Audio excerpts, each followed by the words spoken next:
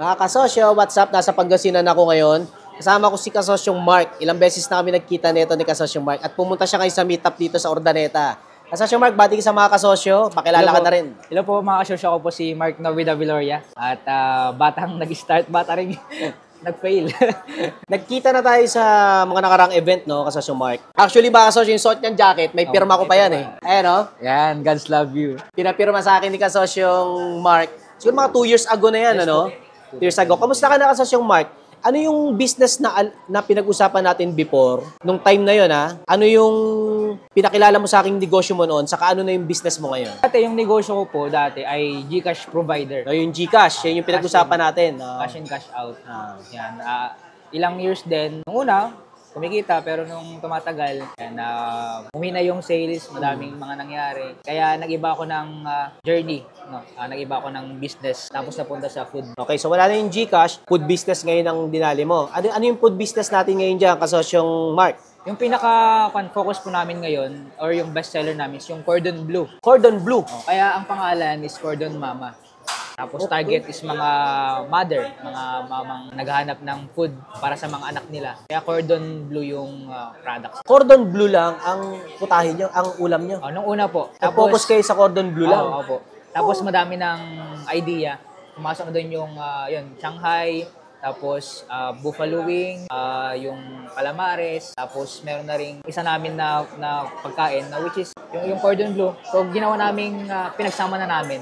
Nagkaroon kami ng 3-in-1, 4-in-1, 5-in-1. So meron kami ngayong binibenta na 5-in-1, kasama doon yung Cordon Bleu, 150 siya.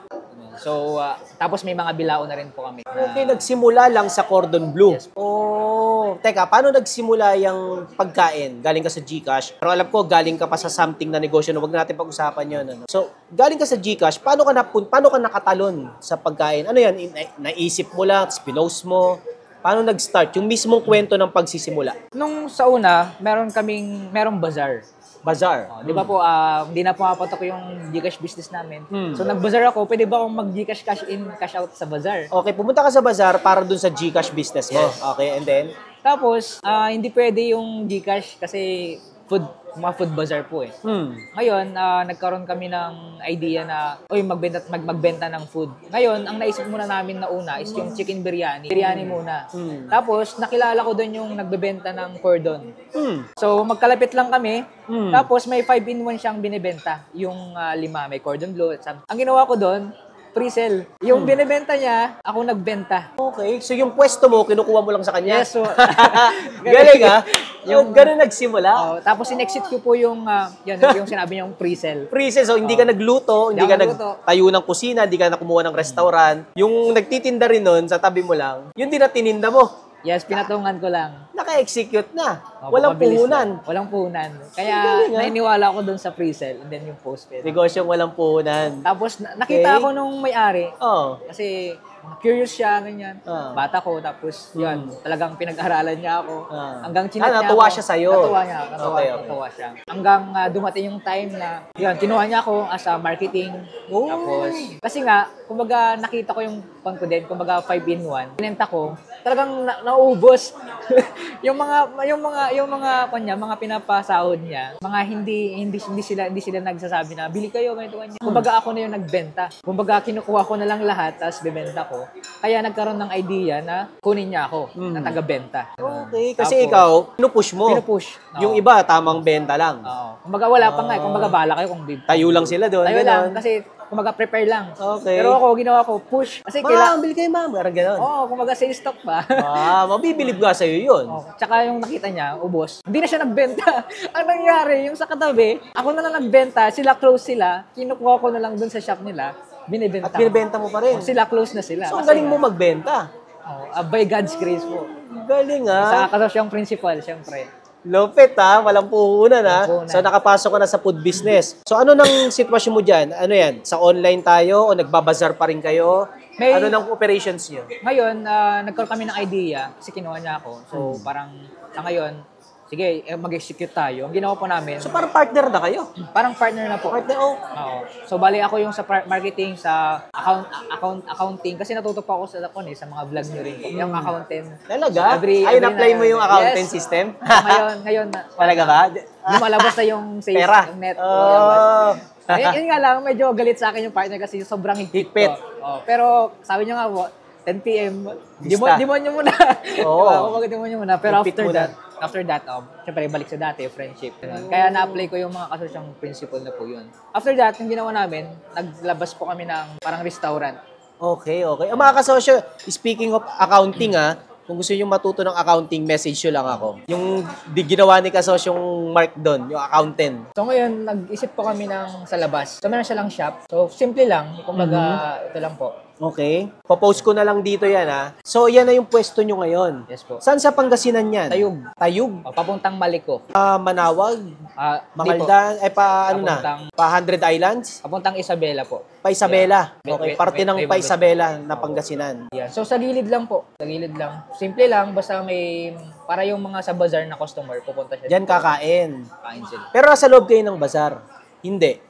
Wala na po. Wala na. Kada November, December lang. Okay, pero eto, tuloy-tuloy na. Tuloy-tuloy na po. Kasi Galing, kapag wala ng bazaar, so wala na. Okay, so kayo, may pwesto pa rin. Anong market nyo dyan? Ano ba, mga dumadaan? Mga dumadaan. Mga papuntang, actually sa Manila, may mga dumadaan po. Kasi dumadaan sila sa Maliko, yung sikat ngayon.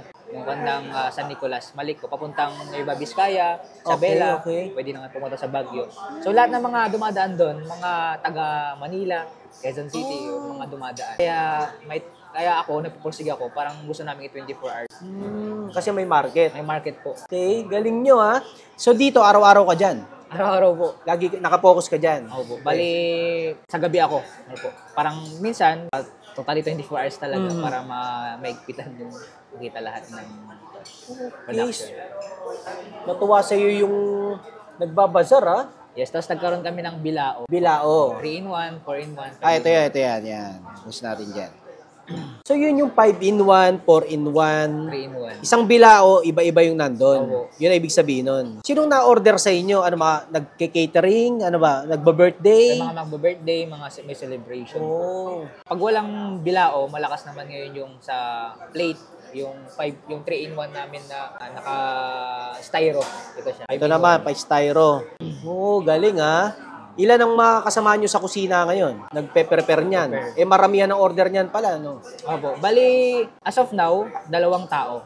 Ayos, Every day. Ba, efficient kayo, Efficient po. Galing. Kung tutuusin, kaya ng isa po eh. Okay. May God's grace. Galing nyo, galing Dahil sa kasosyang malupit. Oy, yun lang Kasasyang Mark, masaya ako na sa'yo dahil nung dati kasing usap namin ni Kasasyang Mark, may problema pa siya noon Parang alam ko yun And ngayon, nakita ko yung progress mo, ganda takbo ng negosyo nyo. Anong mapapayo mo sa mga kasosyo, from galing sa problema? Nagnegosyo ka, nagka-problema, tulad mo nun, and then nag-try ulit. Anong mapapayo mo sa paano hindi sumuko at mawala ng pag-asa kahit palya-palya tayo? Ano masabi mo sa mga kasosyo? Ang mga sabi ko sa mga sobrang down na, magkaroon lang kayo ng faith sa Panginoon. Yan yung pinaka kailangan natin para mas talong magpatuloy. Mawalan ka na ng business, mawalan ka na ng kasama, may magmasasabotahe sa'yo, time will come sa business. Pero pag meron kang faith sa Panginoon, yun yung pinaka magpapapush sa'yo. Kasi, for example, habang may buhay, may pag-asa, habang may Panginoon, kasi time will come, darating din yung mag-isa mo na lang Dumating yung time na gano'n po, mag-isa ko na lang. Wala nang tutulong sa'yo. Wala nang niniwala. Wala nang niniwala po. Talagang zero, negative. Pero merong isang naniniwala sa akin, kundi yung Panginoon. Yes. Na nagbibigay ng buhay pa. Yan. So, nagkaroon ako ng faith. Nung dumating yung problem na yun, until now, meron pa rin naman Pero dahil meron pa rin akong faith, nagpapatuloy pa rin ako. Yan. So, because of faith, nagkaroon ako ng idea, nagkaroon ng partner. Actually, yung partner namin ngayon is na-invite ko na rin sa isa naming community na church. Nice. Yan. So, medyo parehas na kami ng goal. Na, di ba? Kasi pag may partner ka, dapat parehas yung goal. Yan. So, by the grace of God, yan, dahil merong faith, kasi yung faith, hindi mo alam hindi mo kita hindi rin natin alam bukas kung meron pa yung business or wala. Pero hanggat may faith tayo sa Panginoon, possible pa rin na makarecover. No? Kasi kahit na mawala na lahat, mawala na ng kaibigan, mawala ka na ng pera, pag may faith ka pa rin, magkakaroon ka ng parang encouragement pa rin na magpatuloy. At the same time, dahil may faith ako, diyan si Kasyong Arvin na mentor sa business. Glory to So, God. bali, si Kasyong Arvin, yan, binigay siya ng Panginoon. Kumbaga, naging instrument siya para mas maging maayos pa yung business at magkaroon ng hope. Actually, nung in-advise niya po ako, at that time, down na ako. Alam ko yun, alam ko yun. Opo. At talagang iyak, talagang ayoko na.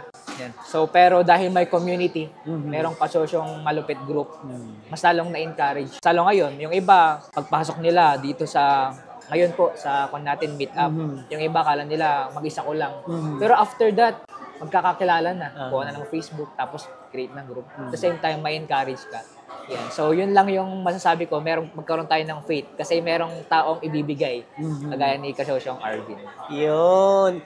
Tama yun mga kasosyo. Ako 10 taon din ang inabot ko to figure out yung profitability. At masasabi ko na, at pinopromote ko din na sabihin nyo nang hindi nyo kailangan ng Diyos pag nagtatagumpay kayo. Hindi nyo kailangan ng Diyos, nagtatagumpay kayo eh. Pero mga kasosyo, ang buhay ay up and down. Tataas ka, bababa ka, kahit tumaas ka na, bababa ka ulit. Walang katapusan yun. Doon natin kailangan ng Diyos sa tuwing down na down tayo. At tuwing magtatagumpay ka naman ng sobra, nakakaligaw din yun. Kaya kailangan mo rin ng Diyos doon. Kasi kung hindi, sasadsad ka rin ulit. Up and down yan. At kung may Diyos ka sa down, may Diyos ka sa up, masaya ang buhay. Happy